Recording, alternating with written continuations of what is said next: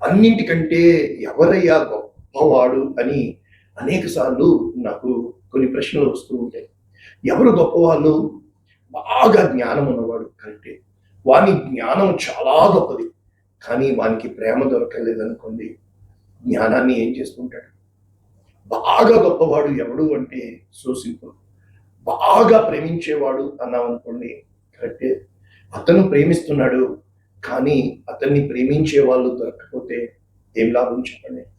మరి ఎవరయ్యా గొప్పవాళ్ళంటే, బాగా బలమున్నవాడు కరెక్టే. బలం బాగా ఉంది. కానీ చుట్టూ ఉన్న వాళ్ళు బలహీనులే కదా! ఆ బలవంతుడిని చూసి వాళ్ళు ఈర్ష్యపడతారు కదా! అయితే, అయితే బాగా గుణమున్నవాడు, ఓకే. నువ్వు చాలా గొప్పవాడివి, చాలా మంచివాడివి.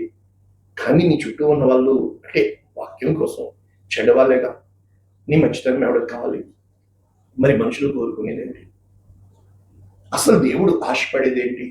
అప్పుడు అనిపించింది, నా హృదయము బలంతో నింపుకోవాలా? నా హృదయము ప్రేమతో నింపుకోవాలా? నా హృదయము ధనము, అవును డబ్బు కావాలిగా. మరి దేనితో నింపుకుంటే దేవుని ఎదుట నేను నీతిమంతునిగా కనపడతాను అని అనేకమైన ప్రశ్నలు నన్ను వేధిస్తూ ఉంటాయి. అప్పుడు నేను గ్రహించి మీకు తెలుపుతుంది, ఆలోచించండి. ఒక్కటే మాట, మన బిడ్డల్ని డాక్టర్లు, ఇంజినీర్లు చేయాలని ఆశపడుతున్నావు. నువ్వు ఆ విధంగానే ప్లాన్ చేస్తున్నావు. ఖచ్చితం. కానీ మరి నువ్వు ఎందుకు దేవుని ప్రేమని అవగాహన చేసుకోవటం లేదు? దేవుని ప్రేమను అవగాహన చేసుకోవడానికి ఒక్కటే ప్లాట్‌ఫామ్ ఏంటో తెలుసా? క్షమాపణ హృదయము కలిగి ఉండుట. క్షమాపణ హృదయము కలిగి ఉండుట. ఎప్పుడైతే నువ్వు క్షమిస్తావో నీవు క్షమాపణ పొందుకుంటావు.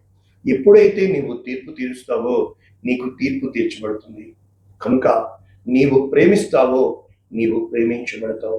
నీవు కనికరం చూపుతావో నీకు కనికరం చూపబడుతుంది. నీవు సమాధానం పరుస్తావో నీకు సమాధానం దొరుకుతుంది. నీవు ఆత్మ విషయంలో ఎప్పుడైతే ధన్యుడు అవుతావో పరలోక రాజ్యపు తాళపు చెవులు దేవునికి ఇస్తాడు.